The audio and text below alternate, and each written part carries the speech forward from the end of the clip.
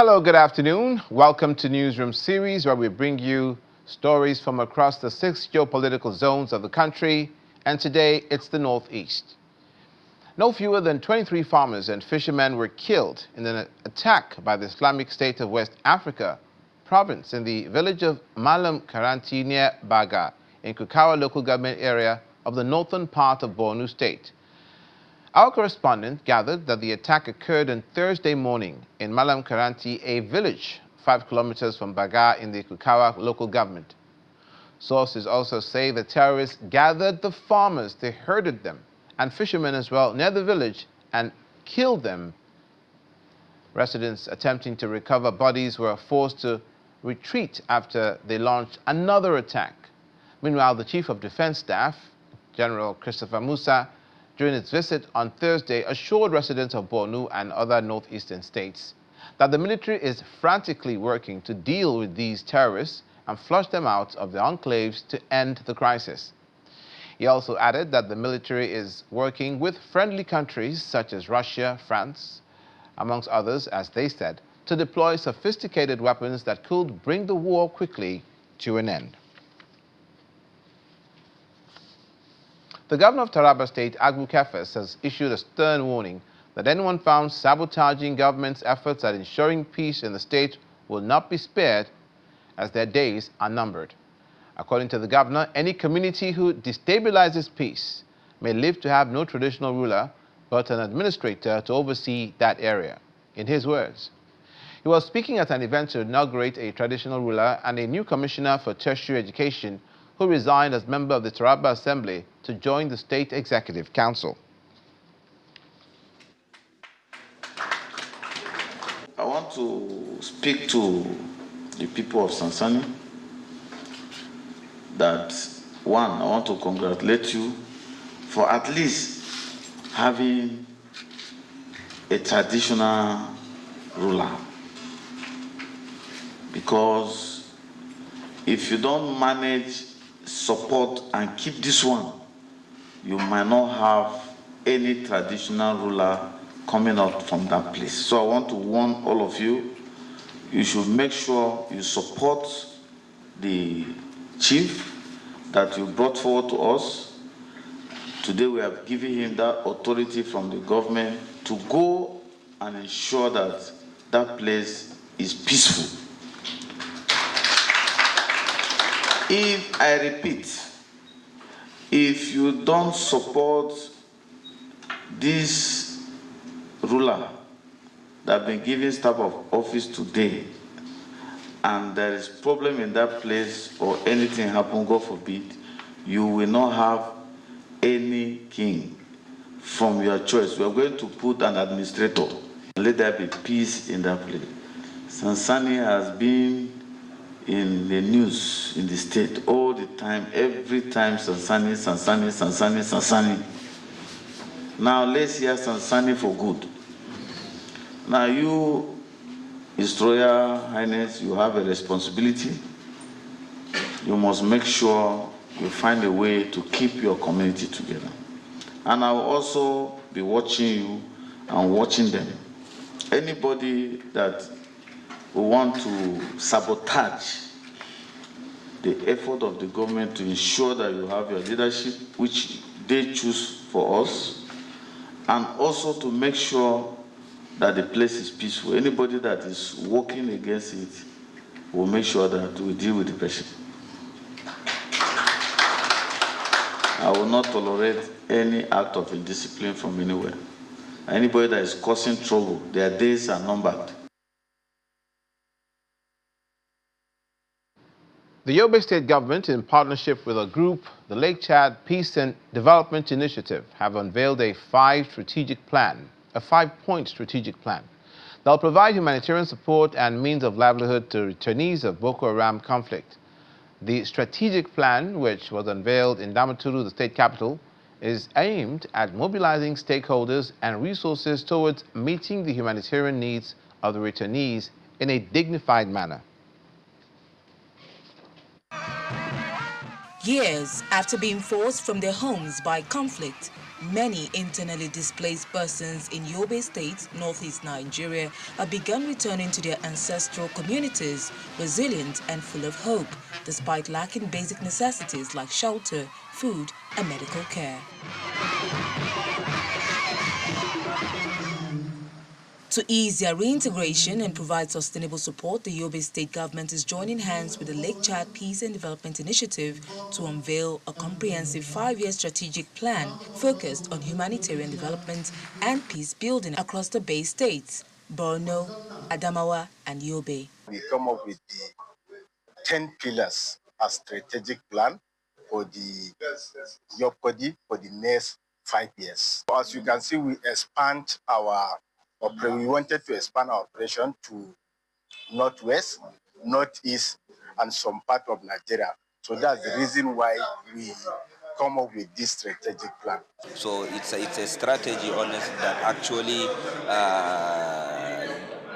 adopts the humanitarian development and peace building action and peace building nexus that to actually respond to the complex and multifaceted needs of those communities. It's a strategy that is being developed through a consultative approach with communities, with the government, with our colleagues in the civil society, and even experts within the international and agencies as well as the UN organizations. Yobe State government officials reaffirmed their commitment through the recently launched Solutions for Internally Displaced Persons and Host Communities, or SOLID project, designed to facilitate the dignified return of all displaced persons. Yobe State government considers partners, development partners, as strategic in the efforts of post-insurgency recovery initiative. And as such, whatever Yobe State government does, we do it in such a way that the livelihoods and of course the life support or support to our people, especially the internally displaced persons or those that are returning to their ancestral home, such things were done with dignity. The strategic plan is actually a 3-year plan with targeting over 2.5 million people, out of which 50% are returnees. And the state government put in a lot of effort to see that how this can be fully established. Now, for issues of returnees, one of the issues based on our current data is the issue of housing land and properties, HLP, which is one of the critical areas. After they return, they left their ancestral homes, their farms have been encroached, their houses, and a lot of issues. Now, we set a kind of a community-based strategy under the HLP model, which is being chaired by SEMA, to see all these issues is being managed. The 53-page document outlines a 10-point agenda with emphasis on gender and social inclusion, knowledge management, strategic partnerships, unity-based resource mobilization, livelihood programs, and empowerment. The Adamawa State Governor, Malnutrition, has reassured the people of the state of timely completion of all projects embarked on by his administration. The governor stated this while inspecting ongoing work at the multi-billion naira dualization of the Galadima Aminu Road in the state. Ongoing work at the 8-lane Galadima Aminu Road in Yola, the Adamawa state capital, as part of the comprehensive urban renewal work embarked upon by the governor. Governor Umar Fintiri keeps a close watch on all ongoing projects, and this visit to the Galadima Aminu Road is no exception, as he takes a 2.5-kilometer walk to see the level of work done. The governor is accompanied by the deputy governor, the commissioner of works, and other top government officials. The commissioner of works gives an overview of the project. The scope of the job involves the dualization of Galadima Aminu Road. In addition to that, of course, almost about 350 meters underpass. Where we're standing currently is, it's an access route off the major fire service roundabout. So basically, this is also part of the initial scope. Some residents living around the site are happy as they commend the governor for the project. His Excellency, the Executive Governor of Adamawa State, This is the first time in the history of this state where for every project he gives out, he goes to the project site to do on-the-spot analysis periodically. On his part, Governor Fintiri expresses satisfaction with the pace of work, stressing his determination to deliver on his promises to the people. There's a timeline on the project, and we'll be keeping on with our own bargain. And he has promised that by June ending, he will be preparing to round up here and move to another site. I'm keeping on with my mandate, trying to justify what public funds I'm spending and to report back to the public what we are doing, because we've been elected and we're answerable to the citizen. And as such, there's no way we'll be able to report back what we are doing except we go ourselves and look at what is happening and take assessment on the field. And that is the only way we can report exactly and properly to the citizen. It is certain that this assessment visits to project sites in the state will not be the last, as the governor says he remains determined to deliver on all ongoing projects. The Nigeria Security and Civil Defense Corps in Adamawa State has intensified its clampdown on illegal mining activities with a seizure of 30 tons of fluoride extracted from Domni in Song, local government area of the state. Speaking to newsmen in Yola, the Adamawa state capital, the public relations officer of the Corps, Yako Amidu Baba, says the operation is leading to the seizure follows credible intelligence received by the command, stressing that investigations are ongoing to expand the scope of people directly or indirectly involved.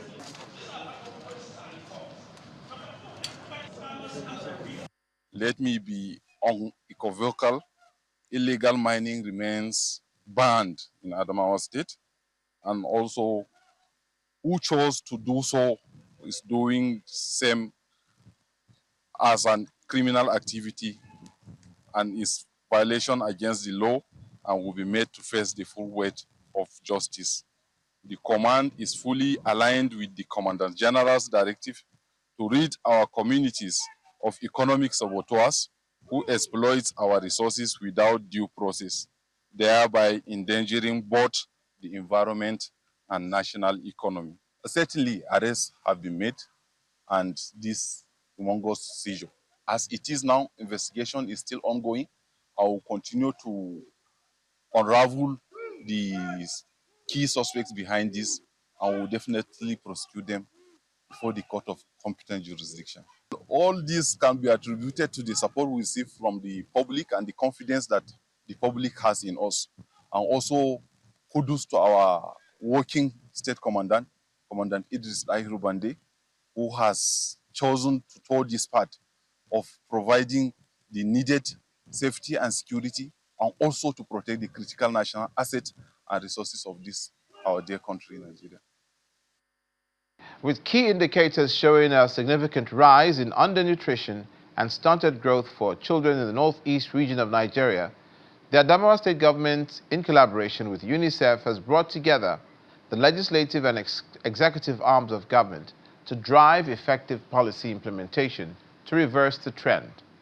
This was the focus at a two-day workshop organized by the Adamawa State Planning Commission with support from UNICEF, where critical stakeholders are in re-engineering, financing, and legislative frameworks to uplift the standards of nutrition in the state.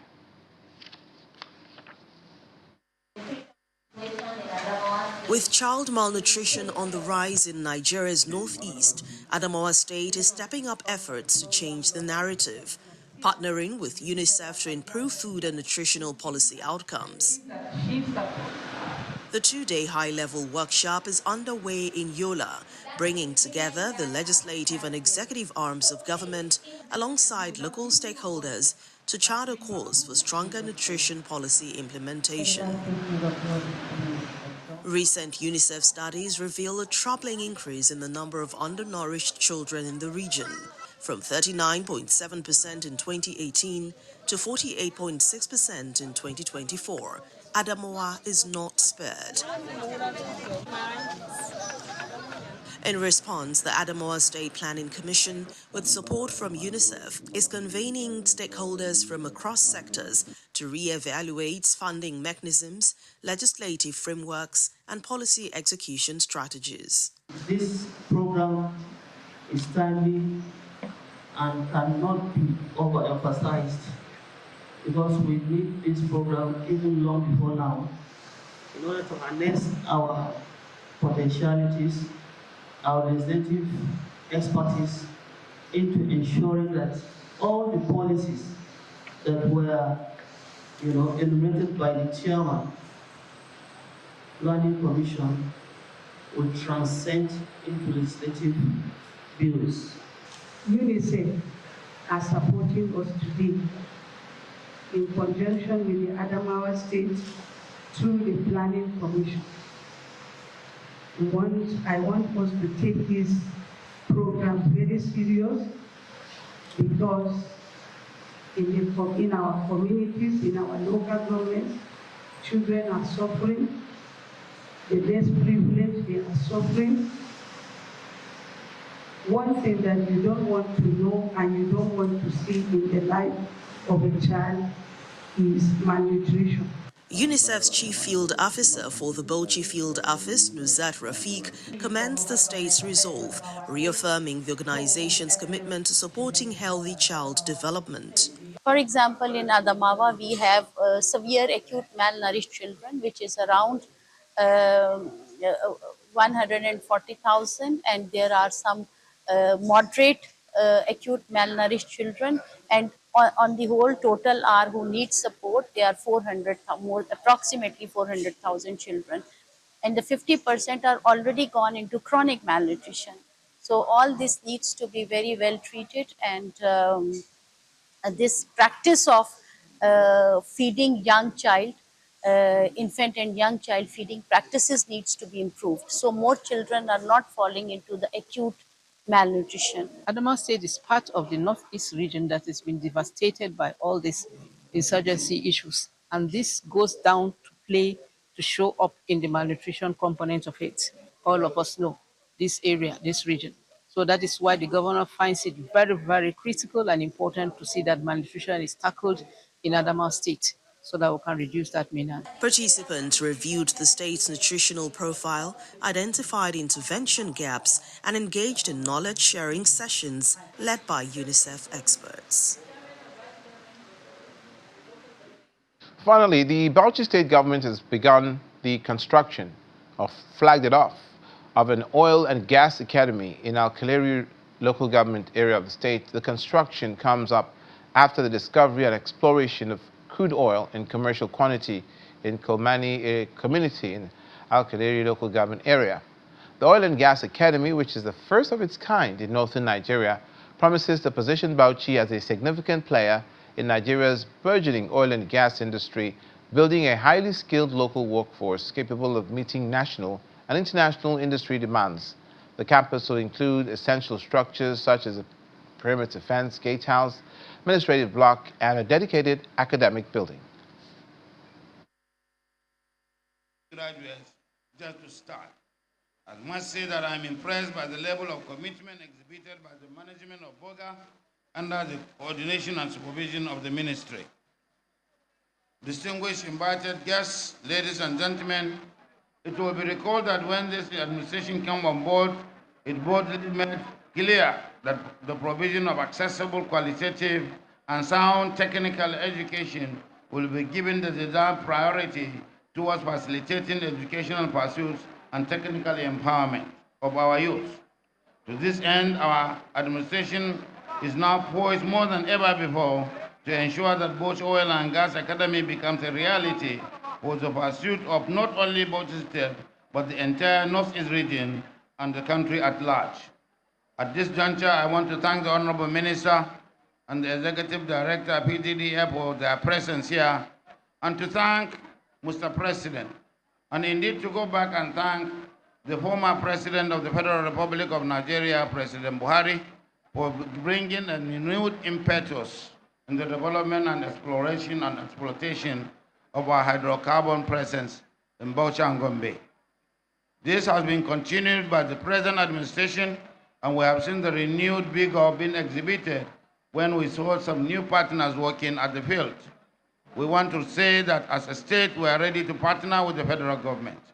And indeed, I must acknowledge that this school that we're building today, we have gotten a lot of support from natural resources account of the federal government, where the last administration approved 17 billion for us, and this administration released the 17 billion. And it is out of it that we are using 6 billion to build the school. So definitely, the contribution of the federal government in this project is enormous. And I must acknowledge that intervention by Mr. President Bola Ahmed Tinubu that has given us the money, and we are utilizing what he has released to us judiciously. Apart from here, we are building capacity in agriculture, where we are upgrading our own fertilizer plant. We are rebuilding Yankari as for our fauna and flora, and of course, conservation and other impetus for tourism, and of course, bringing irrigation to the fore with the 17 billion naira given to us.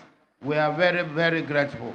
We urge the Honorable Minister to please use his good offices to bring partnership and collaboration with have relevance with this institution, so that we can get support, so that we can get collaboration and assistance, technical assistance, and get accreditation in such a manner that our own certification or certificates will have durability and acceptability within the global oil and gas sector.